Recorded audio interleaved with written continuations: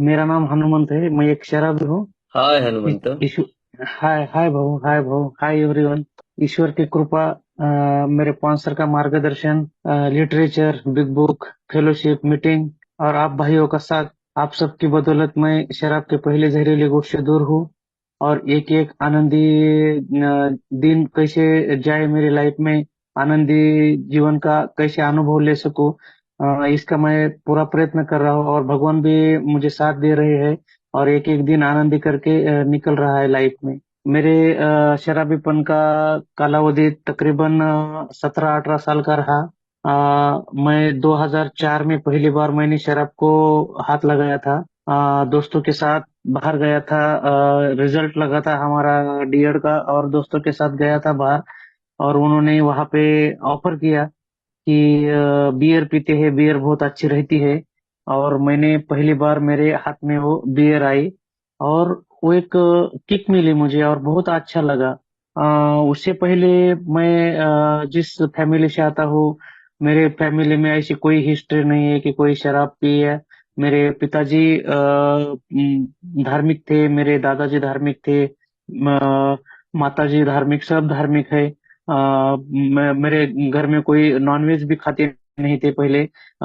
तो मुझे कोई फैमिली से तो कोई शराबीपन का या वो पिताजी की तरफ से कोई ऐसा वो नहीं मिला। घर में एकदम बढ़िया वातावरण था। तो मुझे जो ये जो संगत लगी तो बाहर ही लगी। मैं कुटुंब में हमारे भाई बहन में सबसे छोटा हूँ मैं। और जन्म से ही मतलब मैं हैंडीकैप हूँ।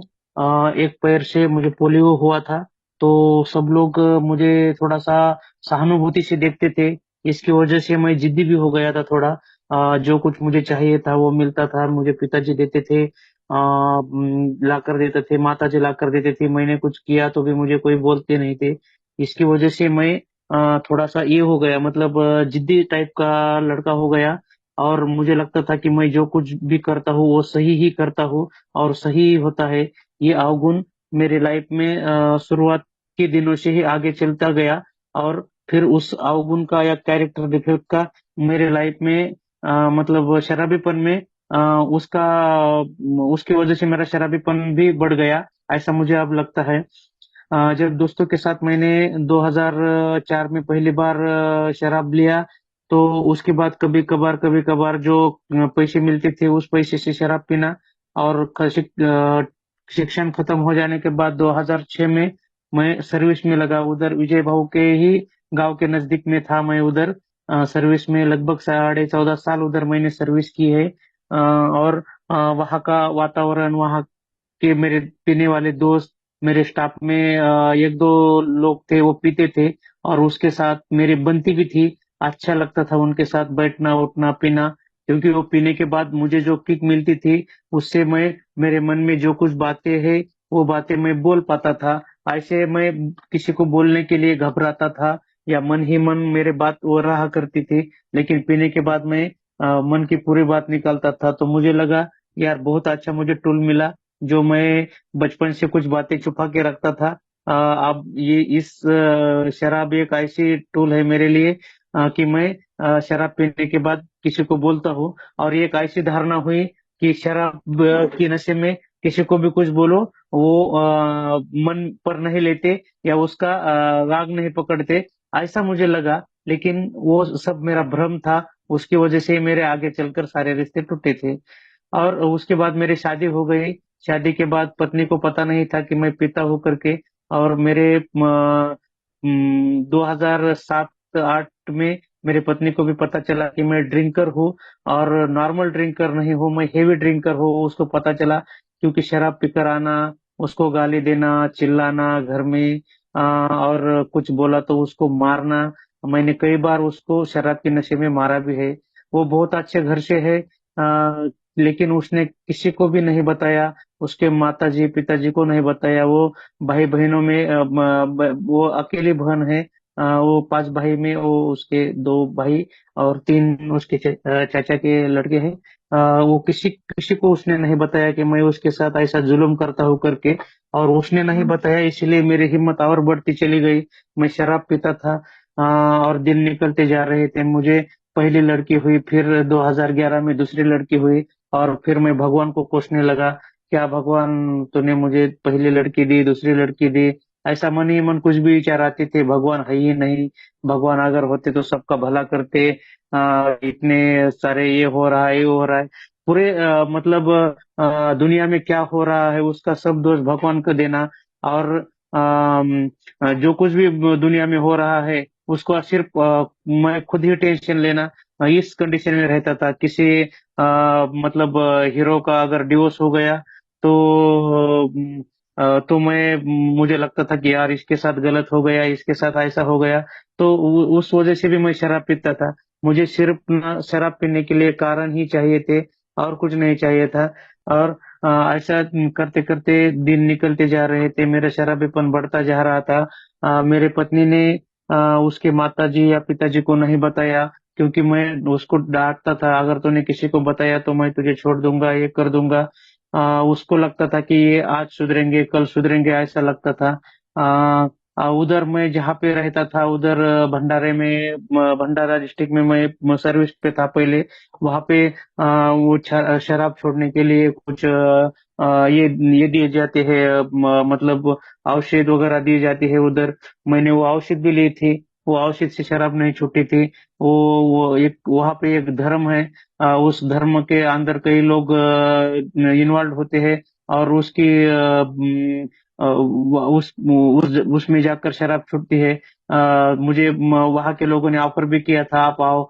मैं बोला नहीं नहीं, मैं मेरे भगवान छोड़कर मैं आपके यहाँ पर नहीं आता, क्योंकि मुझे शराब पीनी ही थी, मन ही मन शराब मुझे छोड़नी ही नहीं थी। ऐसा करते करते 2015 की तरफ आया तो मेरे पिताजी को कैंसर हुआ था, और कैंसर में उनकी डेथ हुई।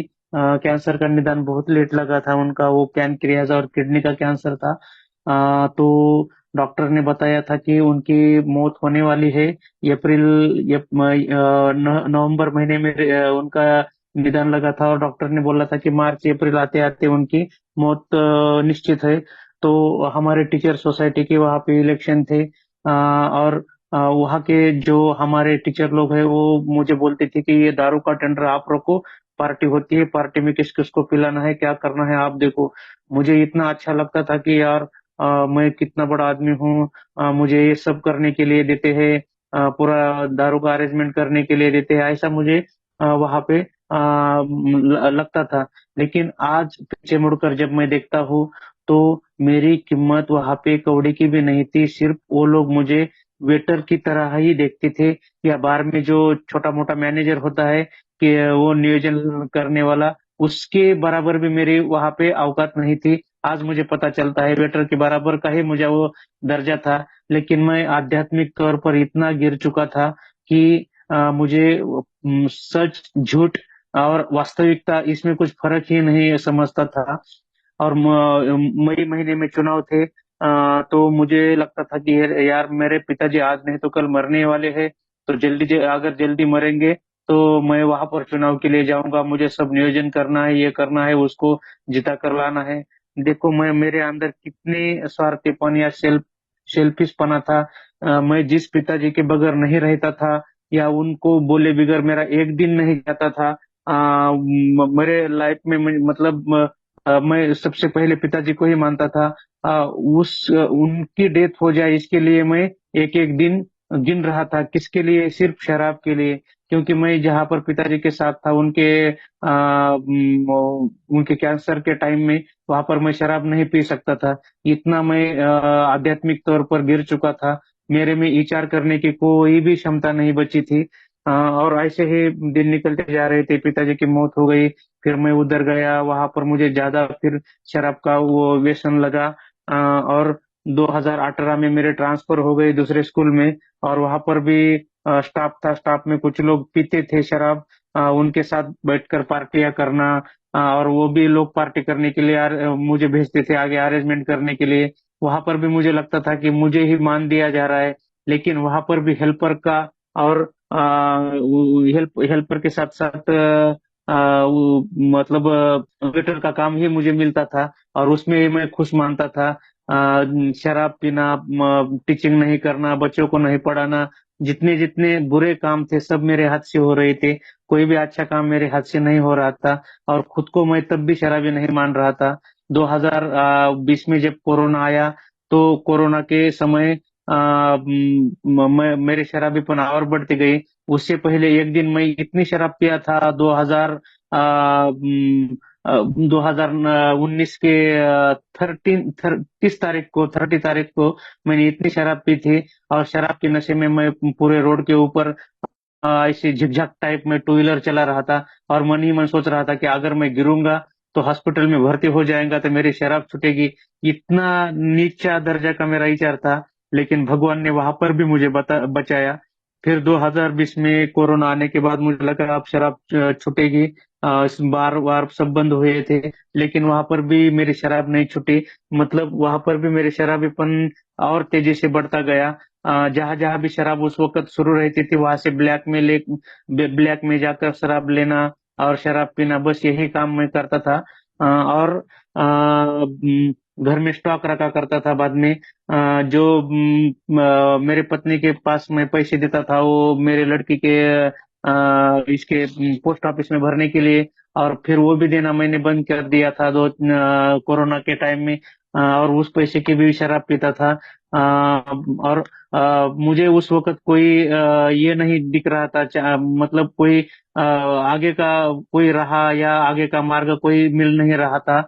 और फिर मेरी ट्रांसफर हो गई 2021 में, इधर उमरखेड़ में जहाँ पर मैं अभी रहता हूँ वहां पर ट्रांसफर हो गई। और मुझे लगा कि चलो अच्छा हुआ, वो वहाँ की जगह हमारे बिग बुक में लिखा है। मेरे जैसा शराबी जगह बदल कर देखता है, दोस्त बदल कर देखता है, टाइम बदल कर देखता है। वो सब मेरे साथ हो रहा था, इसीलिए मैं खुश था कि अभी दोस्त बदलेंगे, टाइम बदलेगा,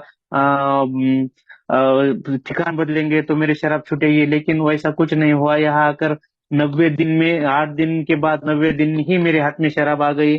और शराबी मित्र यहाँ भी मिल गए। और धीरे धीरे धीरे मेरा शराबीपन और बढ़ता गया।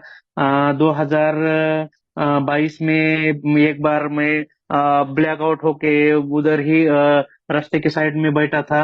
और किसी को पता नहीं था, मैं यहाँ पे नया था। और जब मेरी शराब उतरी तब मैं घर पर आ गया। मतलब कोई कसर नहीं रह गई थी मुझ में कि मैं शराबी नहीं हूं करके।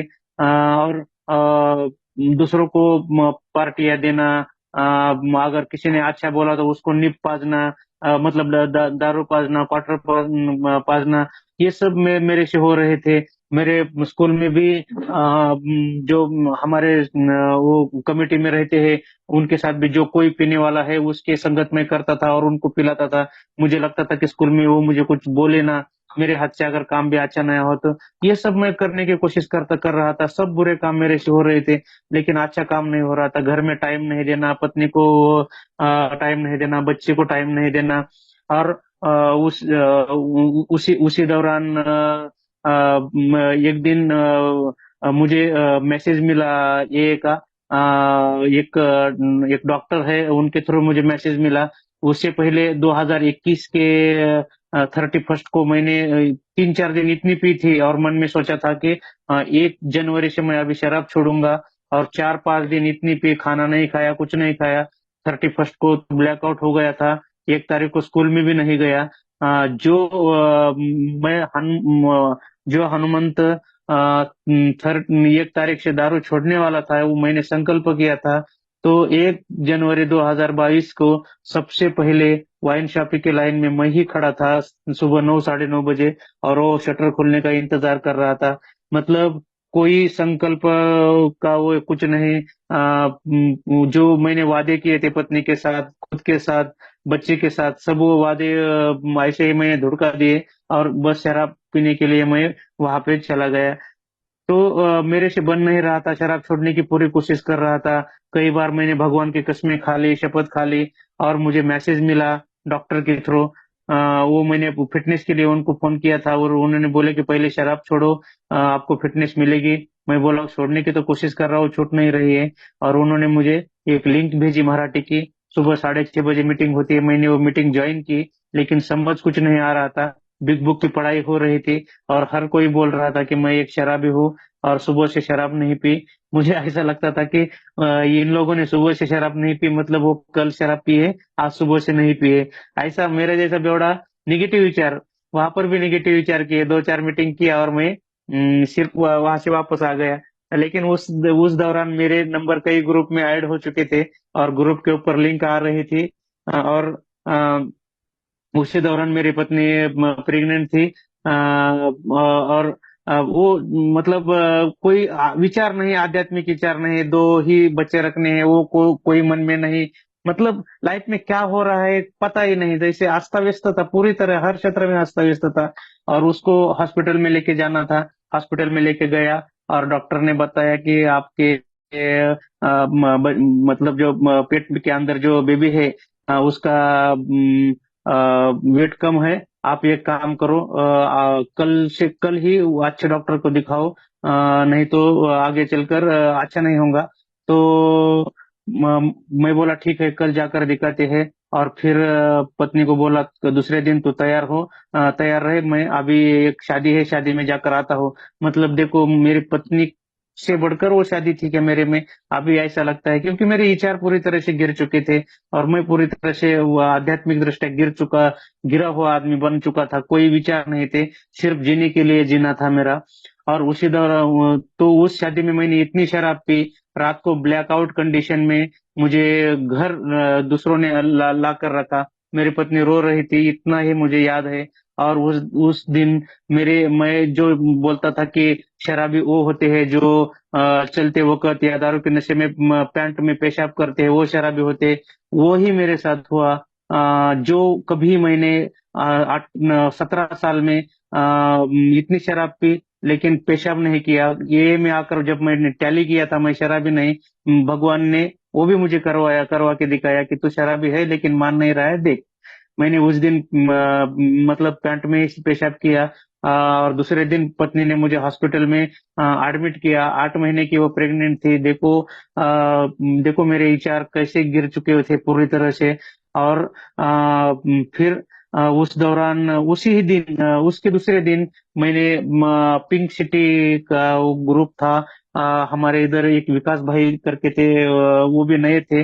उनसे मैंने मदद मांगी और उन्होंने मुझे एक लिंक भेजी पिंक सिटी की और बोले कि आप वहां पर मदद मांगो, आपको मदद 100% आपको वहां पे मदद मिलेगी, ऐसा उन्होंने बोले। तो फिर मैंने वहां पे मदद मांगी, बड़ी बड़ी हिम्मत करके, अभी बोलो अभी बोलो अभी बोलो करके 5:30 बजे से लेकर मतलब स्पीकर मीटिंग खत्म हो गई थी। 5:30 पौने 6 बजे से लेकर 6:30 बजे तक मैंने लास्ट के आधे मिनट में मदद मांगी। और भगवान की कृपा देखो, उस वक्त हमारे रोशन भाई थे, यूएस में मीटिंग सुन रहे थे। और उन्होंने अ, हमारे रोहित भाई को उस दिन फोन किया। अभी रोहित भाऊ अब मीटिंग में बैठे हैं, धन्यवाद उनका भी। मेरे सोसाइटी में उनका भी बड़ा योगदान है। और उनको फोन किया, फिर रोहित भाई का मुझे फोन आया। देखो भगवान की कृपा कैसी रहती है। उस वक्त रोहित भाई सिर्फ 6 या 7 महीने सोबर थे। और उन्होंने मुझसे बात की और बोला आपके पास बिग बुक है क्या? मैं बोला हाँ मेरे पास बिग बुक है। तो फिर खोलो बोले पन्ना, उन्होंने वहां पे मुझे डिसीज समझाया था। ये डिसीज है और इसके लिए मीटिंग करनी पड़ती है, बिग बुक है, स्टेप है। मैं सिर्फ हाँ हाँ हाँ कर रहा था। मेरे मन में कोई शराब उस वक्त भी छोड़ने की कोई इच्छा नहीं थी। और उन्होंने बोला कि आप अस्त व्यस्त हो गए क्या, ऐसा आपके ऊपर एक शक्ति है, मानते हो क्या, भगवान को मानते हो क्या? मैं सिर्फ हाँ हाँ बोलते गया। और उन्होंने मराठी की बिग बुक में जो इम्पोर्टेंट भाग है वो मुझे वहां पे उन्होंने समझाया था। और चौथे स्टेप में कुछ स्टेप लिखने के लिए बोला था। लेकिन मैंने उनसे बहुत सारे जो मेरे मन में जो क्रिटिकल बातें हैं वो उनसे छुपाई थी। मुझे लगता ही नहीं था कि ये प्रामाणिकता का कार्यक्रम है। मुझे सिर्फ इतना था कि कैसे भी करके महीना 2 महीने ये मेरे दारू छूटे और इस लिंक से मैं बाहर आऊं। तो मैं बाद में देख लूंगा, कैसी पीनी है मैं मैनेज कर लूंगा, ऐसा मुझे लगता था। और फिर भी 3 महीने में उस वक्त दारू से मैं दूर था। उस दौरान मेरे पत्नी को हॉस्पिटल में हम लेके गए थे डिलीवरी के दौरान। और मैंने वहां से भी रोहित भाऊ को फोन लगाया था, भाऊ भगवान है तो मुझे लड़का होगा, नहीं तो लड़की होंगी। मतलब मैं ये में था। लेकिन कोई टैली करने का ये मेरे से नहीं गया था विचार। या सिर्फ मैं कैसे भी करके 1-2 महीने, 4 महीने, 6 महीने दारू से दूर रहने के लिए आया था। कोई भगवान के प्रति कृतज्ञता नहीं थी, या मेरे इनिशियल स्पॉन्सर के प्रति मेरे कृतज्ञता, किसी के प्रति कृतज्ञता नहीं थी। मैं उसी दिन भी पीने के लिए चाह रहा था। मैंने उनको बोला अगर लड़की हुई तो मैं पीने के लिए जाऊंगा, मन ही मन बोला। अगर भगवान है तो लड़का होऊंगा। और फिर रोहित भाऊ ने और मैंने प्रेयर की, और अंदर से मैसेज आ गया कि आपको लड़का हुआ है करके। मैं बोला हाँ भगवान है। बस इतना ही कृतज्ञता।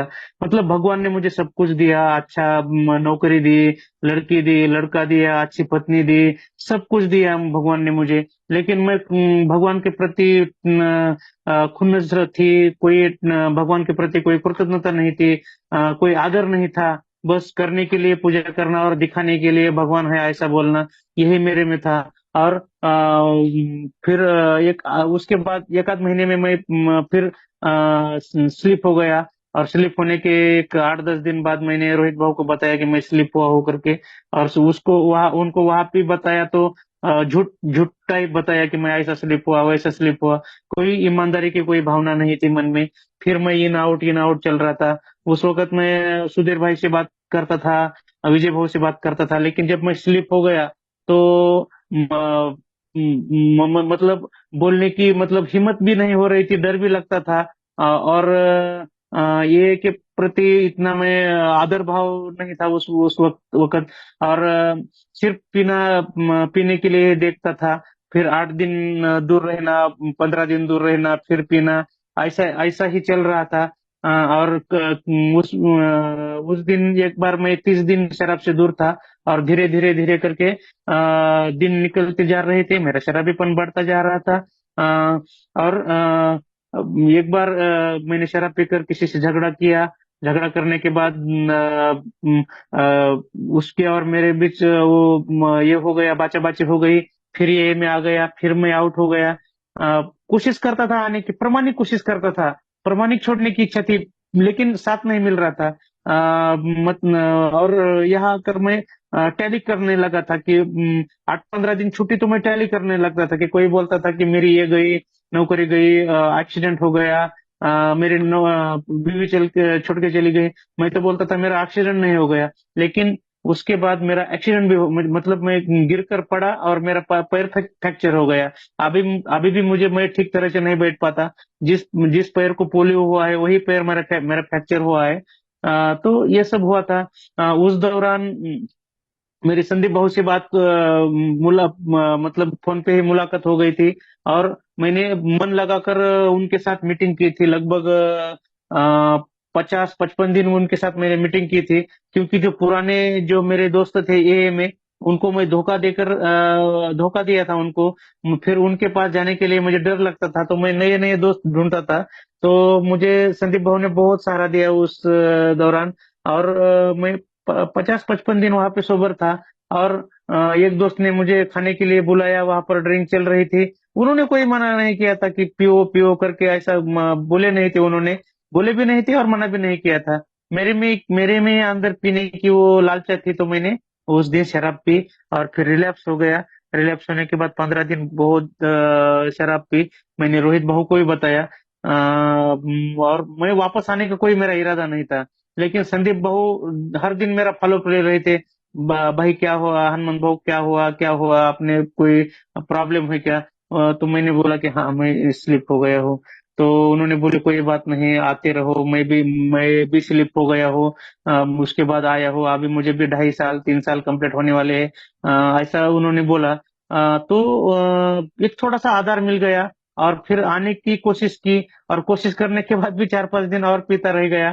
फिर मैंने रोहित भाऊ से बोला कि भाऊ, मेरे पहले पायरी आज से करो, कुछ भी करो, क्योंकि मेरी पहली पायरी ऐसी है। ऐसा ऐसा मुझे बोल रहा था। और मुझे लगता था कि पहली पायरी अगर फर्स्ट स्टेप अगर क्लियर की तो मैं शराब नहीं पीऊंगा, ऐसी मेरी धारणा थी। इसलिए वो बोल रहे। तो उन्होंने बोले कि फर्स्ट स्टेप वगैरह ऐसा कुछ नहीं रहता, आपको कार्यक्रम करना है पूरी ईमानदारी से, आपको 12 स्टेप करने पड़ेंगे। कोई ऐसा नहीं है कि फर्स्ट स्टेप ही किया और उसके लंबे समय के लिए शराब छूटी, ऐसा कोई भी नहीं है में।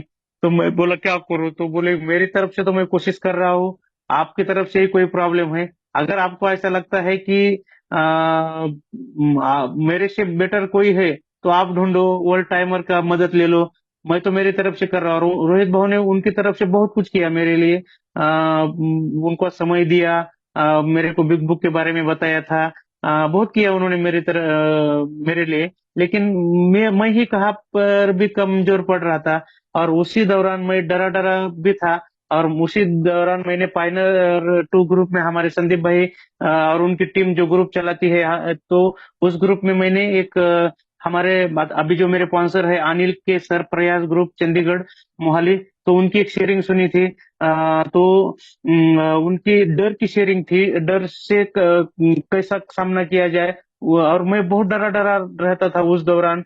अगर मेरे कान से भी मच्छर निकल जाए तो मुझे एरोप्लेन गया, हेलीकॉप्टर जैसा आवाज आता था। बर्तन अगर कहीं गिरते थे तो एकदम ऐसा धड़कन हो जाती थी कलेजे में। हार्ट बीट बढ़े हुए थे, पसीना निकल रहा था। इसी कंडीशन में मैं स्कूल में जाता था। स्कूल में भी मन नहीं लगता था। अगर बच्चे ने थोड़ा सा भी चिल्लाया तो मेरा ये हो जाता था, मैं मारता था बच्चों को। इतना गिर गया था। और उसे मैंने अनिल सर से बात की, और उन्होंने बोला कि आप आए हो, बहुत बड़ी बात है। बिग बुक से बिग बुक है कि आपके पास? तो मैंने बोला मराठी की है। तो हिंदी की बिग बुक उन्होंने वहां से भेजी मुझे, पंजाब से। और एक एक दिन करके मैं उनसे बात करता था उस वक्त। उस दिन रोहित भाऊ से मैं बात करता था, वो दोनों की भी मदद लेता था मैं। फिर अनिल सर ने उनकी एक मीटिंग चलती थी ऑनलाइन वाली, प्रयास ग्रुप की। उस मीटिंग में वो लिटरेचर पढ़ाते थे, वो लिटरेचर भी मैं पढ़ता था। और एक डेली थोड़ा थोड़ा थोड़ा थोड़ा मैं बिग बुक पढ़ता था। और फिर उन्होंने बोले कि आप कार्यक्रम लेने के लिए तैयार हो क्या? मैं बोला सर ठीक है सर, ले ले लूंगा। अगर मुझे मुझे शराब से दूर रहना है सर, उसके लिए जो कुछ करना है मैं करूंगा सर। तो उन्होंने बोले कि आप एक काम करो, कार्यक्रम ले लो। अगर आप कार्यक्रम ले लोगे तो आपका ये आपके जो प्रॉब्लम्स है, वो प्रॉब्लम जल्दी क्लियर हो जाएंगे। और आपके मन में जो कुछ भी है वो कुछ भी छुपाना मत, सब बताना। क्योंकि आपके मन में अगर कोई चीज रहेंगी तो आप बार बार वापस शराब पियोगे। तो उनका जो सेशन शुरू हुआ था, मेरे सेशन में जो 10-12 मेरे साथी थे, उनके साथ सर ने हमें लाइन टू लाइन वो बिग बुक पढ़ाई।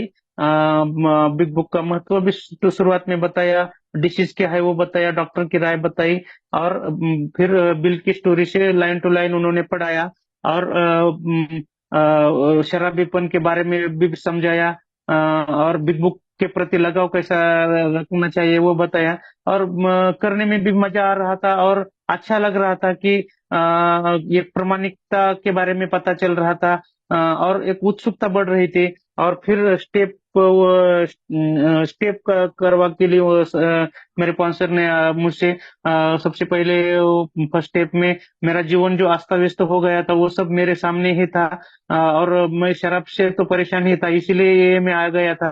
और उन्होंने बोले कि तुमने ये जो तुम्हारा शराबीपन का प्रॉब्लम है, आपने छोड़ने की कोशिश की, लेकिन ये आपसे हो नहीं पा रहा है, छूट नहीं पा रहा है। और छूटेगा भी नहीं, क्योंकि दुनिया में ऐसी कोई ताकत नहीं, मानवीय ताकत नहीं कि आपकी शराब छोड़ेगी। क्योंकि मैं पहले बहुत प्रयत्न कर चुका था, डॉक्टर से दवाई ली थी। मैंने वो गाय का गोमूत्र भी पिया था कई दिन शराब छोड़ने के लिए। सुबह में वो गोमूत्र पीता था और शाम को जाकर शराब पीता था। मैंने वो आयुर्वेदिक गोली ली थी, गोलियां मिलती थी, वो टैबलेट। तो वो भी मैंने खाई थी टैबलेट, लेकिन उसका भी कोई असर मेरे ऊपर पड़ नहीं रहा था। तो सब मैंने प्रयत्न किए थे। वहां पर उधर वो एक माला देते हैं पहनने के लिए, या प्रवचन होता है, वहां पर भी गया, नहीं हुआ था मेरे से। फिर मानवीय शक्ति को भी बचाव नहीं कर रही थी। तो मेरे स्पॉन्सर ने मुझसे बोला कि आप अपने एक आपसे बढ़कर एक हायर पावर चुनो। तो मुझे हायर पावर चुनने में उतनी दिक्कत नहीं गई, क्योंकि मेरे घर में सब धार्मिक वातावरण था, पहले से ही वातावरण था अच्छा। मैं जिन भगवान का दैवत मानता हूँ उनको ही मैंने हायर पावर चुना।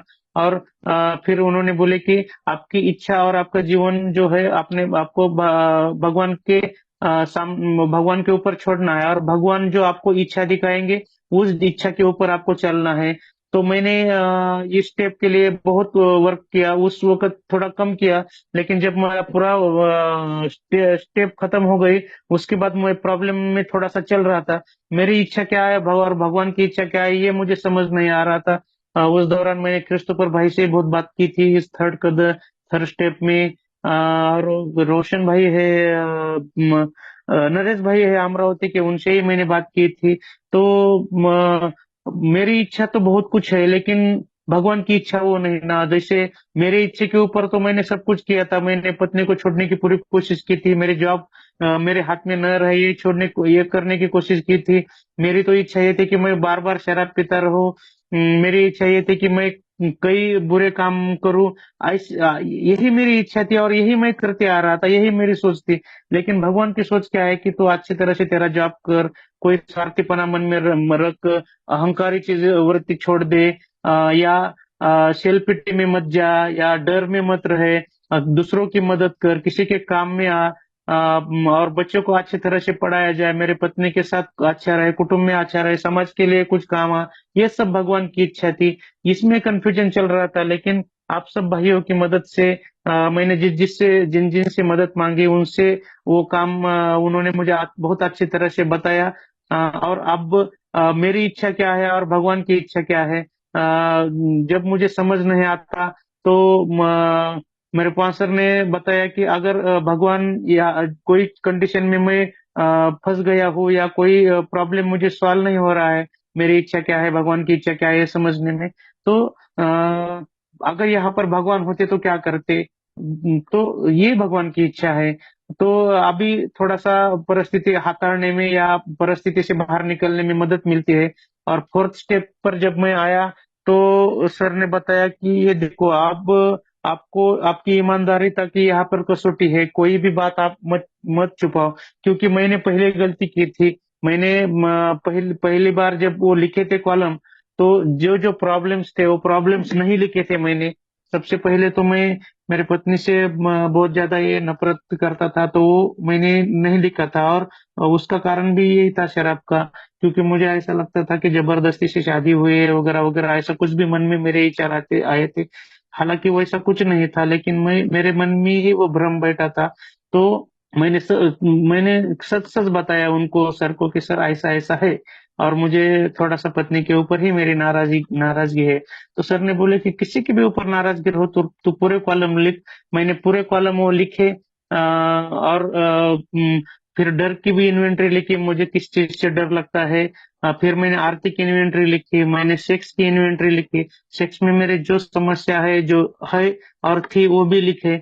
और मैं मेरे समाज में, मैं मेरे काम के ऊपर, और मेरे जो दोस्त है, मेरा जो परिवार है, रिश्तेदार है, उन उनके ऊपर, जो जिन जिन जिनके ऊपर मेरी खुन्नस है, उन सब के ऊपर मैंने वो लिखा। और पांचवें स्टेप में 1 to 1 उनके साथ बात नहीं हुई, लेकिन ऑनलाइन उन्होंने मुझे 2 दिन दिए थे। 2 दिन में पूरी तरह से मैंने उनसे बात की और पूरी ईमानदारी से बताया कि मैं पत्नी से नफरत क्यों करता हूँ, मेरे माँ से नफरत करता हूँ, मेरे लड़की से नफरत करता हूँ, भगवान से क्यों नफरत करता हूँ।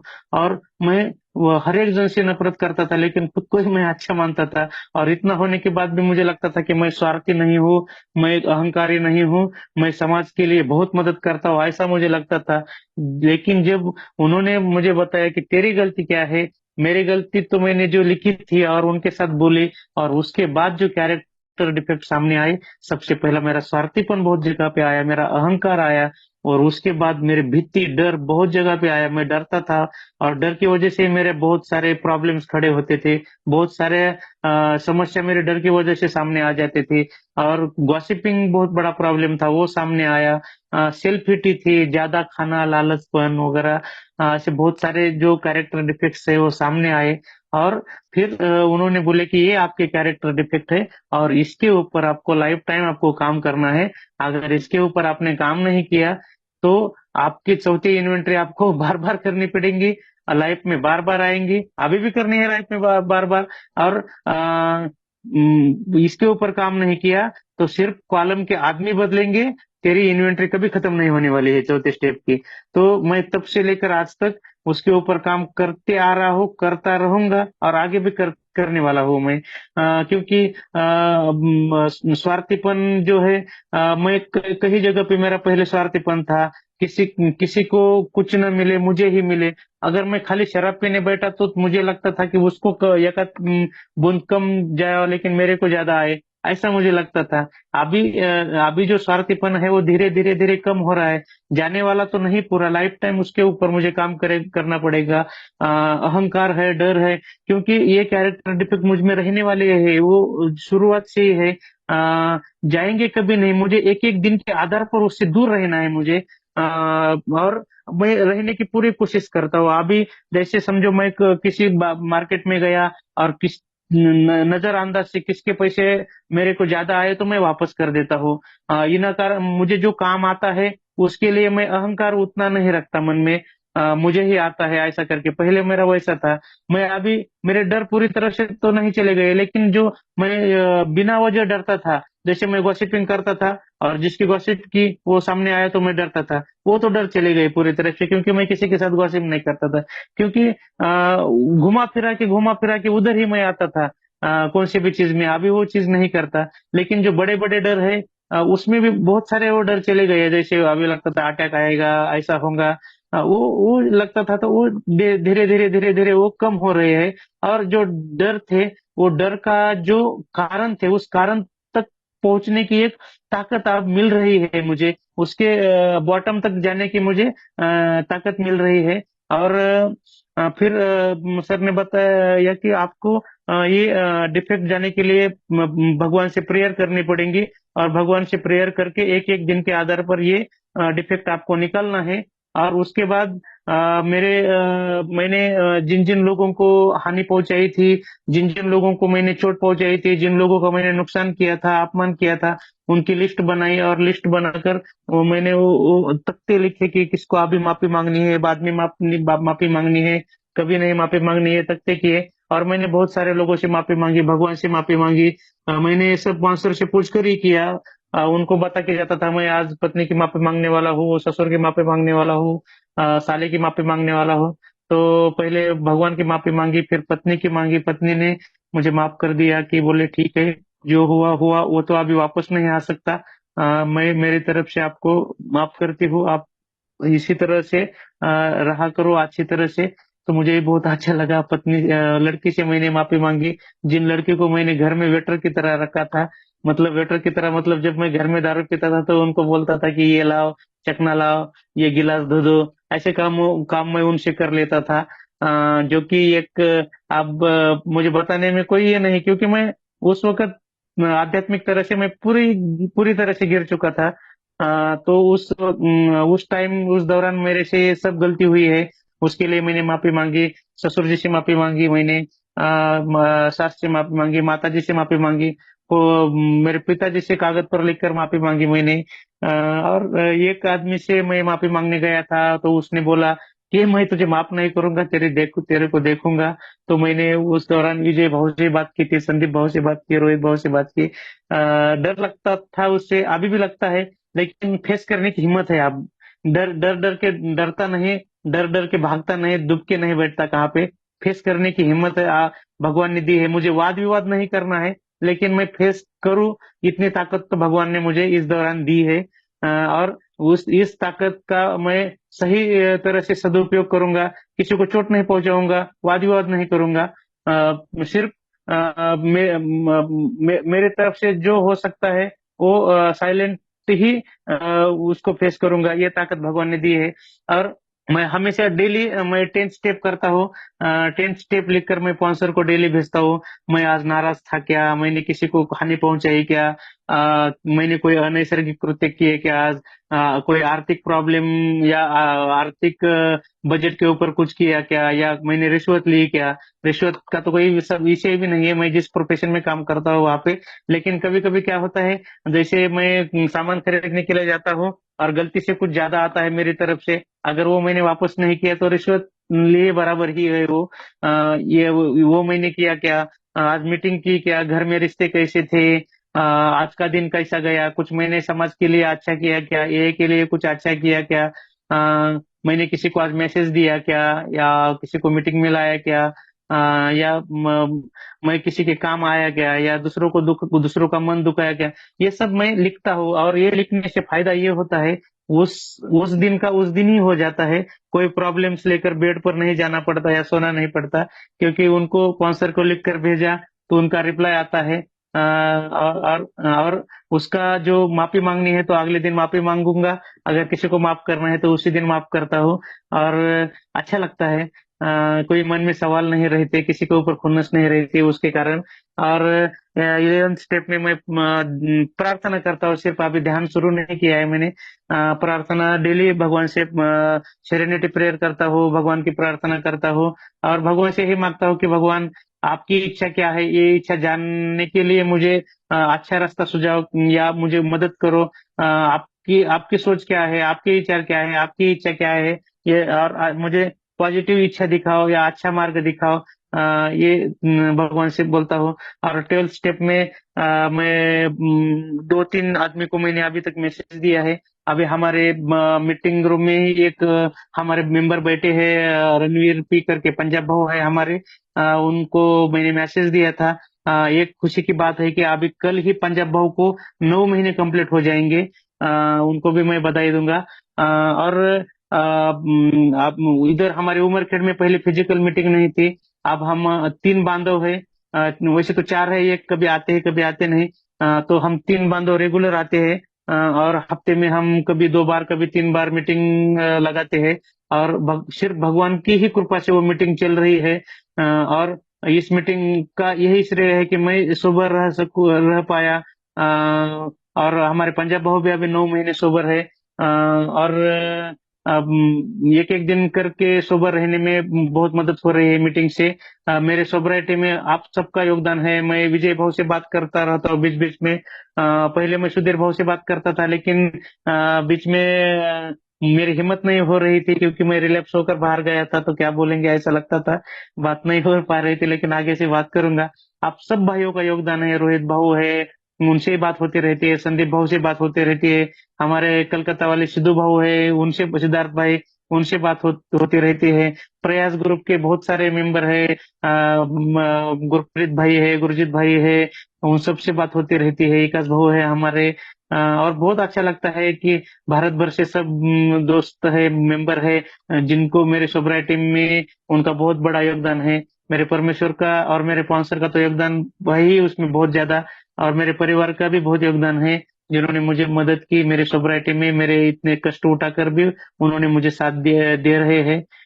मैं आप सबका बहुत बहुत आभार व्यक्त करूंगा। और मैं पाइनर ग्रुप का भी बहुत आभार व्यक्त करता हूँ। शुरुआत के जो मेरे 3-4 महीने सोबराइटी के थे, उस दौरान पाइनर ग्रुप ने भी मुझे बहुत हेल्प की थी। और आगे से भी मैं जुड़ने की पूरी तरह से कोशिश करूंगा पाइनर ग्रुप की तरफ से। आनंद भाई है हमारे, विजय भाऊ का भी बहुत बहुत आभार है, सब भाइयों का मैं आभार मानूंगा। पाइनर 2 की मीटिंग में करता हूँ, अभी थोड़ा सा नहीं हो पा रहा है स्कूल के टाइम की वजह से। संदीप भाऊ का भी बहुत योगदान है मेरे सोसाइटी में।